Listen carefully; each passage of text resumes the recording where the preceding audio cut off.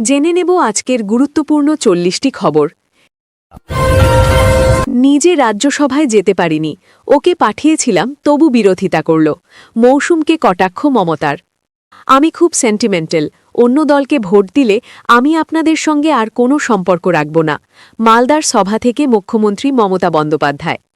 রাতে মাঝ রাস্তায় আটকানো হল কংগ্রেস সাংসদ শশী থারুরের কনভয়, ব্যাপক মার নিরাপত্তারক্ষীকে। অফিসের পরিবেশ স্পর্শকাতর, ৭২ ঘণ্টা পর সামনে এলো ৭ বিচারকের চিঠি।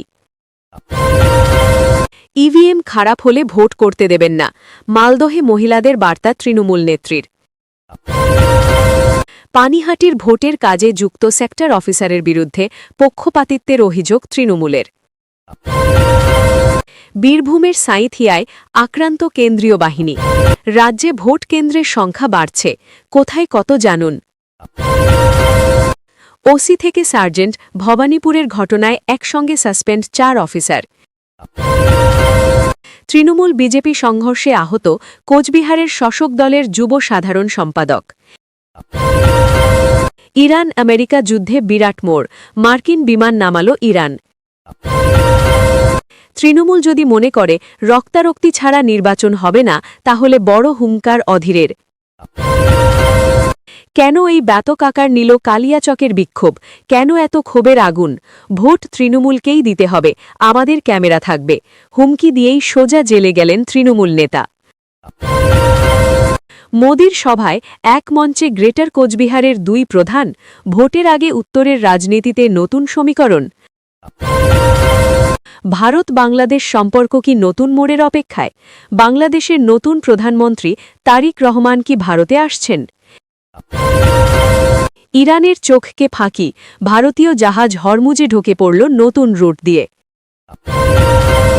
কালীঘাট মেট্রোয় অঘটন, মেট্রোয় আত্মহত্যার চেষ্টা। আগামী কয়েকদিন গরম পড়বে, কবে হবে বৃষ্টি জানালো হাওয়া অফিস।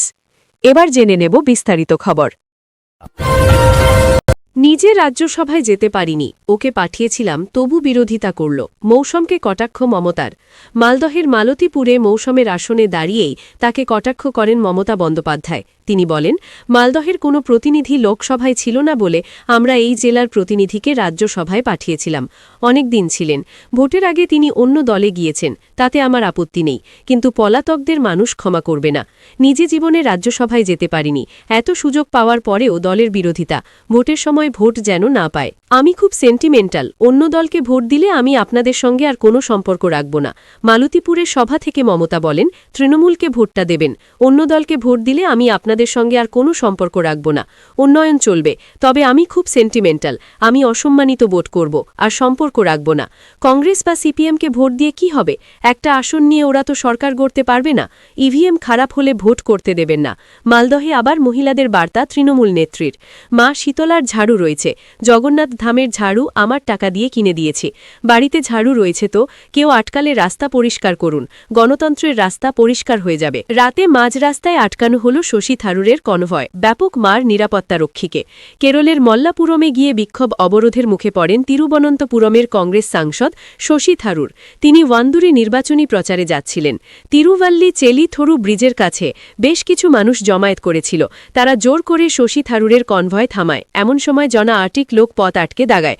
শশী থারুরের নিরাপত্তার দায়িত্বে থাকা এক নিরাপত্তারক্ষী গাড়ি থেকে নেমে তাদের সরাতে গেলে তাকে মারধর করা হয়। নিরাপত্তারক্ষীর অভিযোগের ভিত্তিতে পুলিশ তদন্ত শুরু করেছে। স্থানীয় পুলিশের দাবি, এই ঘটনায় কোনো রাজনৈতিক যোগ নেই। কেন শশী থারুরের কনভয় আটকে রাখা হয়েছিল তা খতিয়ে দেখা হচ্ছে। পানিহাটির ভোটের কাজে যুক্ত সেক্টর অফিসারের বিরুদ্ধে পক্ষপাতিত্বের অভিযোগ তৃণমূলের। এবার পানিহাটির বিধানসভা কেন্দ্রে ভোট পরিচালনার দায়িত্বে থাকা এক আধিকারিকের বিরুদ্ধে পক্ষপাতিত্বের অভিযোগ তুলল তৃণমূল। ওই সেক্টর অফিসারের বিরুদ্ধে গুরুতর পক্ষপাতিত্বের অভিযোগ তুলে নির্বাচন কমিশনের দ্বারস্থ হল শাসক দল। তৃণমূলের তরফে লিখিত অভিযোগ দায়ের করে জানানো হয়েছে, পানিহাটি বিধানসভা কেন্দ্রের সেক্টর অফিসার নির্বাচনী বিধি লঙ্ঘন করে একটি রাজনৈতিক দলের প্রচারের সামগ্রী নির্মাণের কাজে যুক্ত ছিলেন। সমাজ মাধ্যমে একটি ভিডিও ছড়িয়ে পড়ে, যেখানে কয়েকজন ব্যক্তিকে একটি নির্দিষ্ট রাজনৈতিক দলের পতাকা ও অন্যান্য প্রচার সামগ্রী তৈরি করতে দেখা যায়। সেই ভিডিও খতিয়ে দেখে অভিযুক্ত হিসেবে ওই সেক্টর অফিসারের পরিচয় শনাক্ত করা হয়েছে বলে দাবি তৃণমূলের।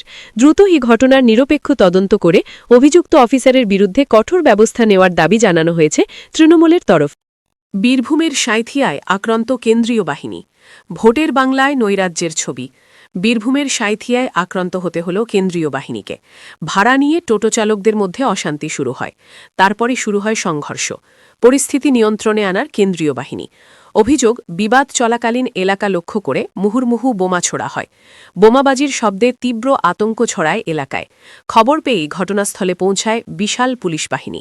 কেন্দ্রীয় বাহিনীর একজন জওয়ান ইটের আঘাতে আহত হয়েছে। ঘটনাস্থলে উপস্থিত হন বীরভূম জেলার পুলিশ সুপার ও বিশাল বাহিনী। প্রশ্ন উঠছে, সামান্য ভাড়া নিয়ে বিবাদের জেরেই কি এই সংঘর্ষ? বোমা এলো কোথা থেকে? রাজ্যে ভোটকেন্দ্রের সংখ্যা বাড়ছে। আরও ৪,৬৬০টি অতিরিক্ত বুথ তৈরি করার অনুমতি দিয়েছে নির্বাচন কমিশন।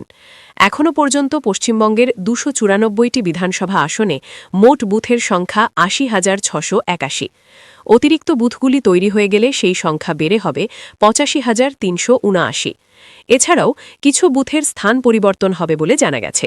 যে সমস্ত বুথে ভোটারের সংখ্যা ১২০০ ছাড়িয়ে গিয়েছে, সেখানে অতিরিক্ত সহায়ক বুথ তৈরির পরিকল্পনা রয়েছে। তেমনি ৪,৬৬০টি নতুন বুথ তৈরির অনুমতি দিয়েছে কমিশন। এছাড়া ভোটারদের সুবিধার্থে ৩৩১টি বুথ অন্যত্র সরানো হচ্ছে। ওসি থেকে সার্জেন্ট। ভবানীপুরের ঘটনায় একসঙ্গে সাসপেন্ড ৪ অফিসার। ওসি থেকে ট্রাফিক সার্জেন্ট সবাইকে সাসপেন্ড করা হয়েছে। গত বৃহস্পতিবার অমিত শাহের উপস্থিতিতে যে ঘটনা ঘটেছে, তার জেরেই কমিশনের এই সিদ্ধান্ত বলে জানা যাচ্ছে। শাহের কনভয় যখন ঠিক মুখ্যমন্ত্রী মমতা বন্দ্যোপাধ্যায়ের বাড়ির গলির সামনে আসে, তখন উত্তেজনা তৈরি হয়। বিজেপি ও তৃণমূল সমর্থকদের মধ্যে কার্যত সংঘর্ষের পরিস্থিতি তৈরি হয়। পরিস্থিতি এমন হয় যে কনভয় থেকে নেমে ছোট গাড়িতে বাকি রাস্তা পার হতে হয় শাহকে। এক্ষেত্রে শুধুমাত্র কর্তব্যে গাফিলতি নয়, নিরাপত্তা সংক্রান্ত একটা বড় প্রশ্ন উঠেছে। যেখানে কেন্দ্রীয় স্বরাষ্ট্রমন্ত্রী উপস্থিত ছিলেন, সেখানে কিভাবে এমনটা ঘটল তা নিয়ে প্রশ্ন উঠেছে। পর্যবেক্ষক হয়ে তামিলনাড়ু যেতে কমিশনের নির্দেশ। চিকিৎসার কারণে অব্যাহতি চাইলেন কলকাতার অপসারিত সিপি সুপ্রতিম সরকার।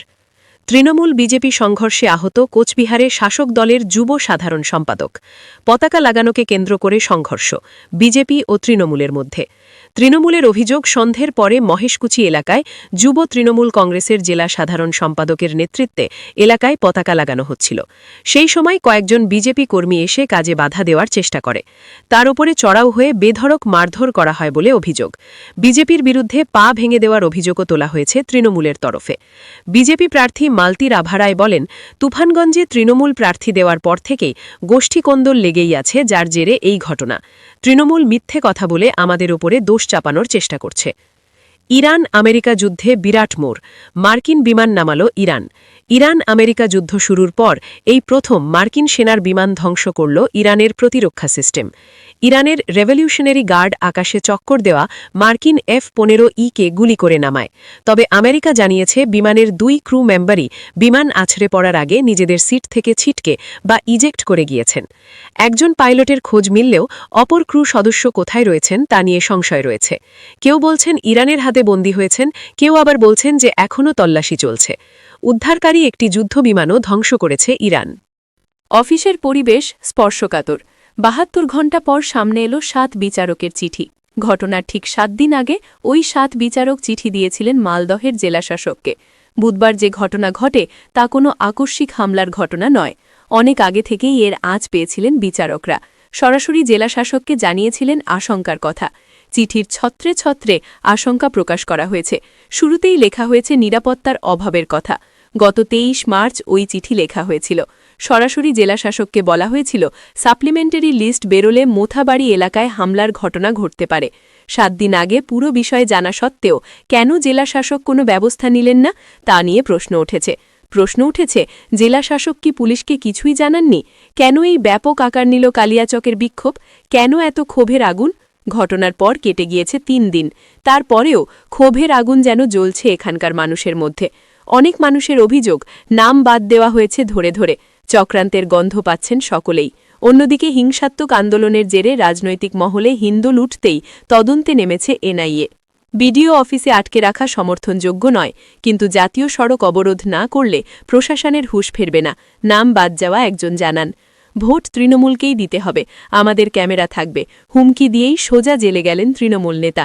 ভাইরাল ভিডিওতে ওই নেতার সাফ কথা, তৃণমূলকে ভোট দিতে হবে, পদ্মফুলে ভোট দেওয়া যাবে না, যদি ভোটে গণ্ডগোল হয়েছে তাহলে ভোট দেওয়ার দরকার নেই, বাড়িতে আমি রসগোল্লা ছানাবড়া পাঠিয়ে দেব। এরপরই খানিক হুঁশিয়ারি দিয়েই বলেন, পাড়ার ছেলে পাড়ার লোক যারা ২৪ ঘণ্টা তৃণমূল করে তাদের ভোট দিতে হবে, কোন বাড়ির কে ভোট দিচ্ছে আমরা সব মোটামুটি আমাদের ক্যামেরা থাকবে, এবার যা ভোট হবে সব লাইভ হবে। ঘটনার তীব্র প্রতিক্রিয়া দিয়ে কেন্দ্রীয় শিক্ষা প্রতিমন্ত্রী সুকান্ত মজুমদার বলেন, গোটা রাজ্য জুড়েই তো এভাবে ধমকানো চমকানো হচ্ছে, বিশেষ করে মানুষগুলো গরিব, যাদের সরকারি সুযোগ সুবিধার উপর নির্ভর করতে হয়, তাদের ধমকানোর কাজ তৃণমূল কংগ্রেসের নেতারা করে যাচ্ছেন। ওরা ভুলে গিয়েছে সরকারের প্রকল্প জনগণের টাকায় হয়, তৃণমূল কংগ্রেসের টাকায় হয় না, কিন্তু ওরা ভাবছে ওটা ওদের পৈতৃক সম্পত্তি। তৃণমূল যদি মনে করে রক্তারক্তি ছাড়া নির্বাচন হবে না, তাহলে রক্তারক্তি হবে, হুঙ্কার অধীরের। বহরমপুরে অধীর চৌধুরীর প্রচারে বাধার অভিযোগ, উঠতে থাকে জয় বাংলা স্লোগান। দুই শিবিরের কর্মী সমর্থকদের মধ্যে রীতিমতো ধাক্কাধাক্কি শুরু হয়ে যায়। অধীর চৌধুরী যখন গাড়ি থেকে নেমে প্রচার শুরু করতে যান, তখনই তাকে উদ্দেশ্য করে স্লোগান দিতে থাকেন তৃণমূলের কর্মী সমর্থকেরা। অভিযোগ, ওই সময়েই কংগ্রেস কর্মীদের ওপর ঝাঁপিয়ে পড়ে তৃণমূলের কর্মীরা। শুধু কংগ্রেসের কর্মী সমর্থকদের সঙ্গেই নয়, অধীরের নিরাপত্তা রক্ষীদের সঙ্গেও তৃণমূলের কর্মী সমর্থকদের মধ্যে ব্যাপক ধস্তাধস্তি শুরু হয়ে যায়। কোনোভাবে বেরিয়ে যান তিনি। এরপর অধীরবাবু তৃণমূলকে খানিক খোঁচা দিয়েই বলেন, হাতি চালে বাজার, কুত্তা ভোকে হাজার, কুকুরা তো চেঁচাবেই, তৃণমূল যদি মনে করে রক্তারক্তি ছাড়া নির্বাচন হবে না, তাহলে রক্তারক্তি হবে। মোদির সভায় এক মঞ্চে গ্রেটার কোচবিহারের দুই প্রধান নেতা, ভোটের আগে উত্তরের রাজনীতিতে নতুন সমীকরণ। মোদির কোচবিহারের সভাকে ঘিরে তুঙ্গে উঠেছে রাজনীতির পারদ। রাজবংশীদের দুটি গোষ্ঠীর দুই প্রভাবশালী নেতা অনন্ত রায় ও বংশীবদন বর্মন এই প্রথম তালের একই মঞ্চে থাকার সম্ভাবনা তৈরি হয়েছে। একটা সময় অনন্ত রায় যখন বিজেপির ঘনিষ্ঠ ছিলেন, বংশীবদন বর্মন তখন ছিলেন তৃণমূলে। তবে সময়ের সঙ্গে বদলেছে উত্তরের রাজনীতির অঙ্ক। বংশীবদন আবার তৃণমূল ত্যাগ করে ভিড়েছেন বিজেপির শিবিরে। এই ডামাডোলের মাঝেই মোদির কোচবিহার জনসভার আগে ঘটে গেল এক নাটকীয় ঘটনা। অমিত শাহের ঘনিষ্ঠ দুই কেন্দ্রীয় মন্ত্রী রাজেন্দ্র সিং শেখাওয়াত ও ভূপেন্দ্র প্রসাদ সশরীরে অনন্ত রায়ের বাড়িতে যান, তাকে মোদির সভায় উপস্থিত থাকার জন্য আমন্ত্রণ জানান বলে খবর। অনন্ত সেই আমন্ত্রণ গ্রহণ করে সভায় যাওয়ার কথাও জানিয়েছেন। অন্যদিকে সেই একই সভায় বংশীবদন বর্মনেরও উপস্থিত থাকার কথা রয়েছে। গ্রেটার কোচবিহারের এই দুই প্রধান নেতাকে এর আগে কখনো একসঙ্গে দেখা যায়নি, কিন্তু এবার সেই ছবি বদলাতে চলেছে বলেই মনে করা হচ্ছে। ভারত বাংলাদেশ সম্পর্ক কি নতুন মোড়ের অপেক্ষায়? বাংলাদেশের নতুন প্রধানমন্ত্রী তারেক রহমান কি ভারতে আসছেন? গঙ্গার জল বণ্টন নিয়ে বড় কোনো সিদ্ধান্ত নেওয়া হবে? ভারত বাংলাদেশ জল বণ্টন ইস্যুতে আগামী 18 এপ্রিল নয়াদিল্লিতে বিদেশমন্ত্রী এস জয়শঙ্করের সঙ্গে বৈঠক করবেন বাংলাদেশের বিদেশমন্ত্রী। বাংলাদেশে বিএনপি ক্ষমতায় আসার পর ভারতের সঙ্গে এই আলোচনায় প্রথম হাই লেভেল বৈঠক হতে চলেছে। ভারতে এসে প্রধানমন্ত্রী নরেন্দ্র মোদীর সঙ্গেও বৈঠক করতে চান বাংলাদেশের নতুন প্রধানমন্ত্রী তারেক রহমান। প্রধানমন্ত্রীর সম্ভাব্য সফর নিয়েও বিদেশমন্ত্রী পর্যায়ের বৈঠকে আলোচনা হবে বলে জানা গিয়েছে। ইরানের চোখকে ফাঁকি, ভারতীয় জাহাজ হরমুজে ঢুকে পড়ল নতুন রুট দিয়ে। যুদ্ধের মধ্যেও এতদিন হরমুজ প্রণালী দিয়ে ইরান কিছু বন্ধু দেশের জাহাজ যাতায়াত করতে দিচ্ছিল, তবে এর বদলে মোটা অঙ্কের টোল বা শুল্ক নিচ্ছিল। এবার বিকল্প রুট খোলায় জাহাজগুলিকে অতিরিক্ত খরচ বহন করতে হবে না। ভারতীয় জাহাজগুলি ওমানের জলসীমায় প্রবেশ করে এবং তারপর মুসান্দাম উপকূলের কাছে গিয়ে তাদের সিগন্যাল ট্রান্সপন্ডার বন্ধ করে দেয়। এইভাবে ওমান হয়ে নতুন পথ খুঁজে বার করে।